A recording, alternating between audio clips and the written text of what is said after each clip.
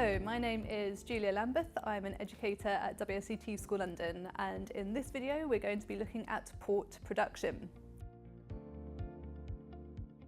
So to start off with, we'll look at the climate of the region. And actually for ports, we've got two different locations that are important. We've got the vineyard area, which is the Douro Valley, and here we have a warm and continental climate due to the influence of the mountains. The other location that is important is Villanova de Gaia. This is down on the coast, and this is where the wines are matured, and this is more maritime in terms of its climate and has higher rainfall. The vineyard area itself is split into three different subregions. We've got the Baixo Corgo, the Cima Corgo and the Douro Superior. There are slight differences between these regions in that the Baixo Corgo is a little bit cooler and wetter by comparison, and the vineyard areas get warmer and drier the further inland that we go. The Douro Valley is a river valley, which means we have the Douro River and its tributaries running through it. This means that we have lots of slopes, lots of different vineyard aspects, but it can also mean that we get some humidity from the river itself, which may need some treatments. In terms of the slopes, we have some variety here in terms of different directions, different altitudes, but a lot of them are very steep. This can mean that we have limited mechanisation in a lot of places, and has traditionally meant that there are different ways of managing the vineyards on the slopes to overcome this, which we'll talk about shortly. In terms of the soils in the regions, we have here a soil known as schist. This is a very rocky, stony soil, which can have the property of retaining heat, but is also very free draining, which is useful for when we get downpours over the season.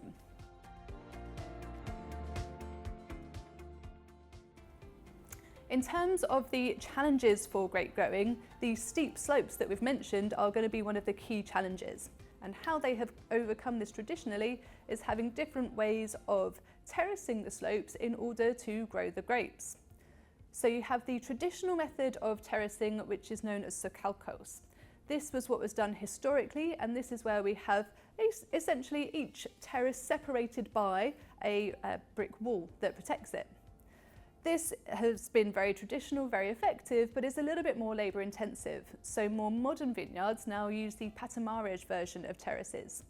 Here we still have terraces, but they are instead separated by a ramp. And that means that the tractors can actually get up and down a little bit more easily, so it allows for some mechanisation. The other option for planting the vines is up and down the slopes instead of on terraces, and this is known as vinho a alto. But this is only possible on slopes which are not so steep. Another challenge here can be that we can have lack of rainfall. And as we've said already, the soil here actually is quite free draining. However, a side effect of that is actually it splits vertically and allows the roots to penetrate deep in the soil, and so can access the water which is maybe below the soil at depth instead. In terms of grape varieties, there are many grape varieties grown in the Douro Valley, over 100 in fact, but you only need to know a few of them. So here you can see we have Tinta Roriz, Touriga Nacional, Touriga Franca, Tinta Cao and Tinta Barroca. These are all quite thick-skinned black grape varieties which are suited to growing in the warm continental climate of the Douro Valley. And they give different characteristics to the wines, often thinking about black fruits such as blackberry, black cherry, and can also add some floral, violet, or even spicy licorice characteristics. When we're thinking about port wines, they are nearly always a blend of different grape varieties, so each grape can add something different to the final blend.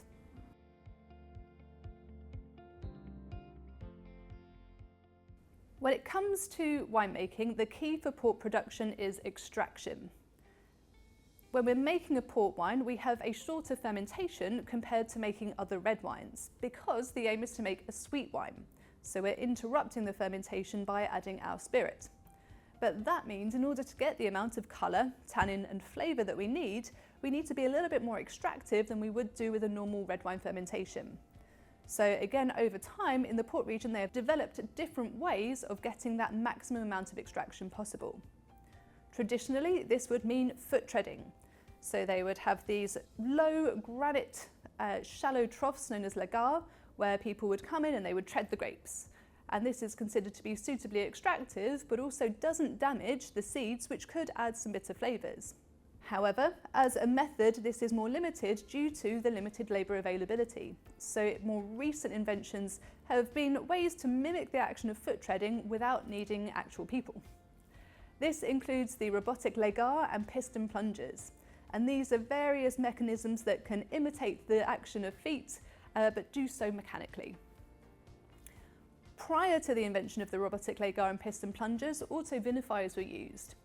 These were useful because they could be used in some of the more sparse regions of the Douro Valley where electricity wasn't always available, and they are self-contained mechanisms that use the carbon dioxide naturally created by fermentation to push the must around the vessel. However, a limitation of these is they're actually not as extractive, so typically they aren't used as much anymore.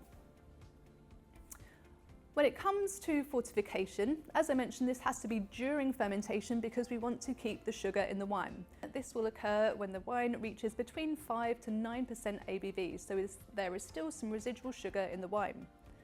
The liquid used to fortify is known as aguardent, and this is a grape spirit at 77% ABV.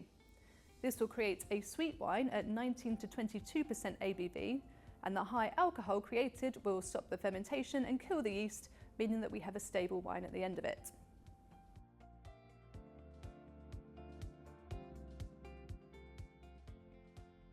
After fermentation and fortification, we then have options for maturation. And there are actually several different styles of port which are linked to different types of maturation. Broadly speaking, we have our ruby styles, which are generally matured in large old oak vessels or in stainless steel. Our tawny styles are matured in smaller oak vessels, known in Portuguese as pipege.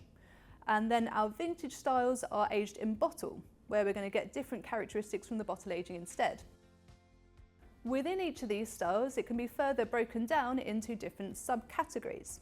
So for the ruby styles, we have ruby, reserve ruby, and late bottled vintage, known as LBV. Of these, the ruby styles are generally the more simple, lighter styles, and they increase in quality with the reserve ruby and LBV.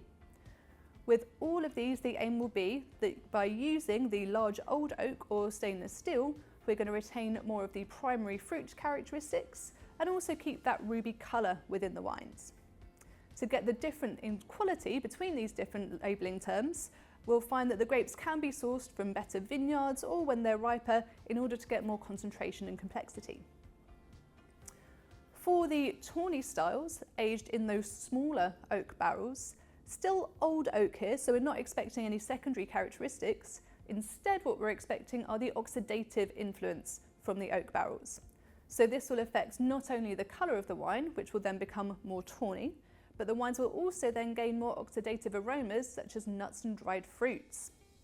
And again, the different labelling terms here can reflect different levels of quality.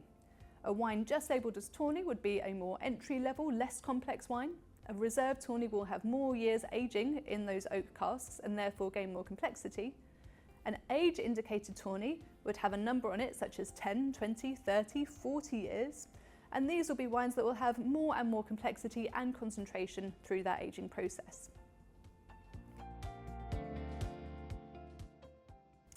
Finally, for the vintage styles, these were the ones that are aged in bottle instead. So these wines will be bottled when they're young and then spend potentially decades developing more of those tertiary characteristics like leather, tobacco, and dried fruits. For these styles, we have vintage ports.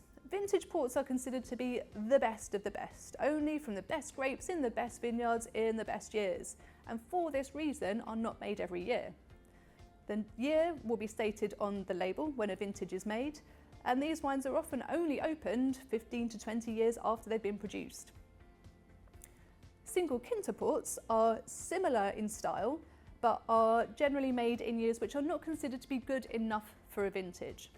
Single quinta will refer to a single vineyard wine. So while a vintage port will normally be a blend of several vineyards together, a single quinta will be from one vineyard and normally will state the name of the vineyard on the label. While it will still have some of those tertiary characteristics, it won't necessarily have the same concentration and complexity of a true vintage port.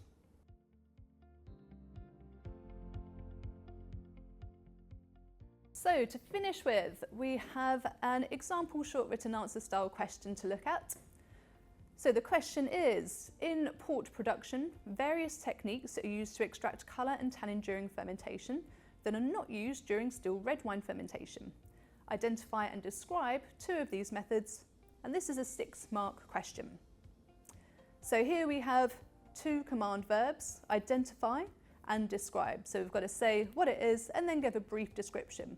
So that would be looking at 3 marks for each option.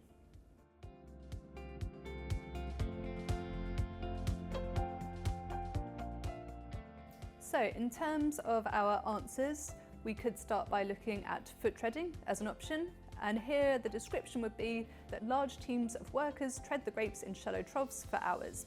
Once fermentation has started, the foot treading is stopped. Another option could be piston plungers. Here a brief description would be that this is designed to imitate foot treading. Round, shallow stainless steel vessels are fitted with robotic pistons which push the cap down regularly. And then you can see we've got other options for robotic lagarage or auto vinifiers, which you could use as well.